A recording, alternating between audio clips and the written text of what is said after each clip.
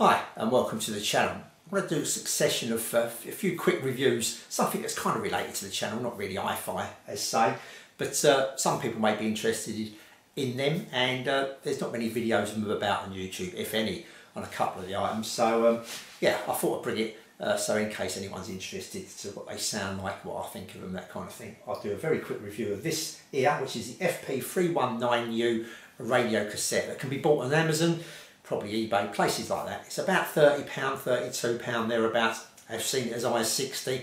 So you may be interested in getting something like this just to play your tapes, some MP3s off a USB or SD card, or listen to a bit of radio, because it's got shortwave on it as well. And I know there's a few people, very few people, that like to tune into shortwave and that as well. It's got AM and FM as well on there. Okay, so there it is. It does remind me really of something you probably buy over a market, you know, one of these local markets rather than something from Amazon. But this was made in China, and it was probably made very cheaply. I just want to show you a few pictures inside here very quickly, me undoing this. So that's inside. It's pretty basic inside there, and it's a bit flimsy. The case is a bit flimsy. It's not so bad once you put the back on. It kind of holds it all together, but it is a bit flimsy. And one thing I'm going to say straight off the bat is this transformer here gets quite hot. After about 20 minutes, you can just about touch it for a second or so. It gets really hot, that transformer. So keep the vents here. So if you just come to me here, you've got some vents at the back. I'll just spin this round. There is some vents at the back here. I'll take a picture anyway. And you've got some vents underneath, and you've got some little feet that just about lift it off the ground. So, you know, I'm just feeling that there. It's a little bit warm there, but the transformer's on the other side. It's not red hot as it is if you take the back off. But it is quite warm. And it's a thing that I won't be too comfortable on. You know, sometimes you go out into the radio and pretend you're in for the burglars and all that kind of stuff. Not a kind of thing that I'll leave on all day if I had to go out. I don't think it's probably going to be okay, but you know, I'm a little bit wary of it, say. So just something maybe to bear in mind. Obviously, if you can put batteries in there or something like that, takes 4 D cells, that's going to be fine. Or if you've got your own power adapter, which is 6-volt plugs in the back, that's going to be fine. Your one's not going to get hot. But that little transformer is a very small transformer. This draws about 5 to 6 watts, depending on how loud you have it.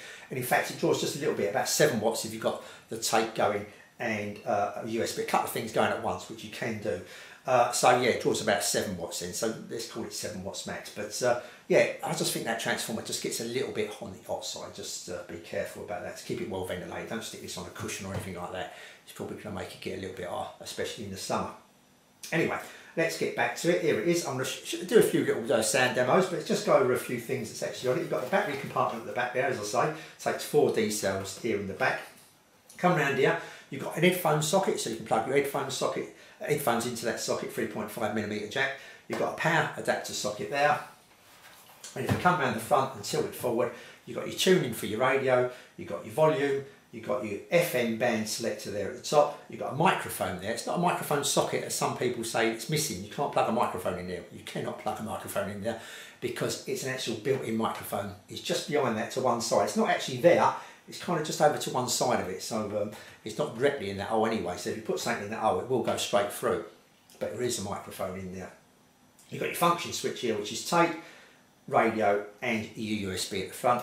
And you've got your tape controls there also at the front. Now if I just go straight onto the tape, this tape is a very, very basic mechanism, as you would expect for something that cost about £30 thereabouts. Very basic, mono as well, wouldn't need a stereo. I did used to have some stereos years ago, the Sharp GF77, 9090, 8080, 9091, all that kind of stuff, 9191 should I say. And obviously this is not going to sound like them. This is like a very basic unit, but it's going to probably be okay for some people. So that cassette is very basic, it's mono. And what I did notice, if you had a pre-recorded cassette, so you had something on there, say, and you went to tape over it, you'd vaguely hear what was previously on there in the background, I found, on my particular unit. So that's something, you know, if you're going to do any taping, which I don't think you're going to do with this particular unit, to be honest with you, I think it's more for listening to tapes. If you're going to do any taping, make sure you get a blank cassette, then you're not going to hear what was previously recorded.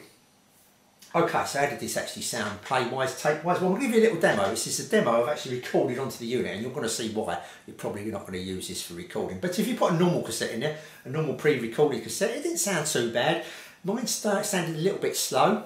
Show you that drawing, that picture at the back there of the motor there. And if you was to stick a little screwdriver in, like a normal flat screwdriver, you can adjust the speed of that motor and bring it up to playing as it should, by ear. Obviously I guessed it a little bit by ear, but it sounded okay. Put the back on and it sounded fine, until I decided to move this around the house everywhere and plonk it down and whatever, and now it seems to be playing just a tad slowly again, so I may have to get the back off and readjust that. So once you do it, it may be a case of keeping it in one position.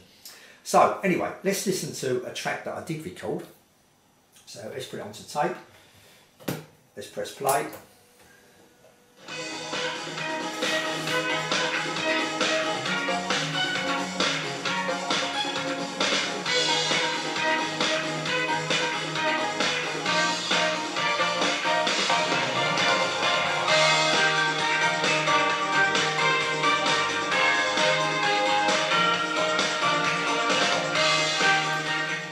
Now there's no tone controls or anything like that on this unit, but it tapes, it seems to be quite a little bit of wow and flutter with the tape. It's quite distorted as well, you know, I'm talking it's probably 20 or 30% distortion on that, on the tape wise. But like I say, pre-recorded, it's not too bad. Sounds better than that.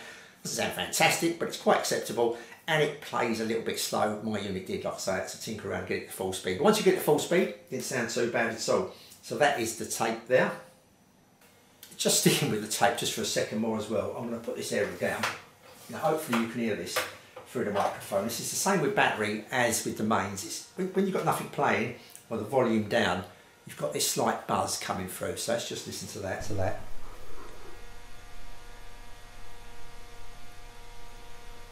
Hopefully you could hear that. So I was just putting it to the microphone down the bottom there, but hopefully you could hear that slight buzz coming through on the unit. Now once you turn the volume up, obviously that buzz disappears, but that's only apparent on the tape. It does kind of like, it's noticeable, shall we say, it is noticeable. So let's go over to the radio. So I'm going to just put this radio up here. Now, I'm not going to go on shortwave because I've got the computer on in the background, it does interfere the shortwave, but you know, I picked up a few stations on the shortwave, got a bit of whistling and all that kind of going on, which you do with shortwave, so nothing fantastic, but it's okay. So let's try and get AM as well now, so we go, see what we got, put it on radio. And just go. He will always want more, even if he's not playing particularly well, but that's a really good goal from Aston Villa, and that's a really disappointing from West Ham's point of view. Okay. Trivia question for you. Who has Ollie Watkins equalled the record for Aston Villa? Okay, so that's AM, so let's flick it over to FM, see if I can just play a little segment of music, not too much hopefully. 1,000 new green jobs. What if there's one for you?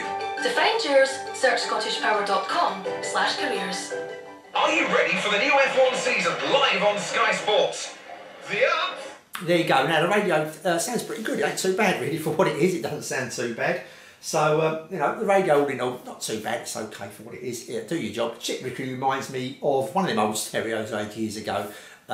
Kind of playing on an old little plastic radio you had, a little bit echoey because of the casing and that. One of them old little plastic radios you bought for about £10 or £20 years ago, it kind of sounds something like that on the radio and that. But let's go over to the USB now. I'm going to plug in this USB stick. It's got a few little tracks on it, so if I flick over to the USB stick, this should start playing. Probably that track already had on here.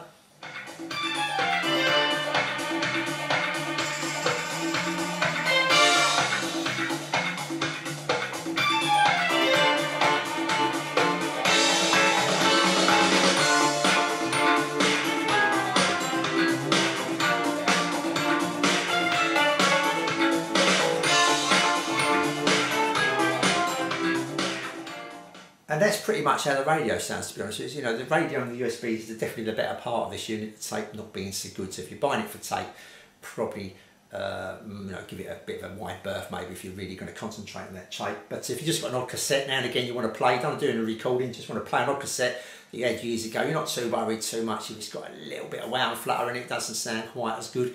It's going to be okay, you know what I mean? Something nice, cheap and cheerful really. You can, like I say, record from radio to the cassette, and you can record from the MP3, the USB stick, shall I say, and the SD card onto tape as well. You can't record radio onto USB, you can't record tape onto USB, anything like that. It's just the way, as I said, USB to tape, radio to tape. So that's the two recordings you can do. Let's see if I can just get you a little bit more FM there, just to kind of play this out. So if we go over to FM, turn the radio on. Tyler Braverman's language. Not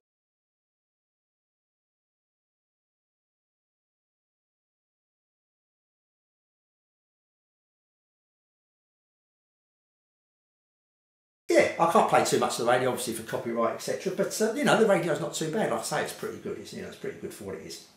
So there you go. I mean, would I buy it? £30 ain't a lot of money. But I, you know, put a bit more towards it. Obviously, you're going to get something better. You may want to look out for a second-hand old unit, one of these old units on eBay, something like that. You know, from the 70s or 80s more like.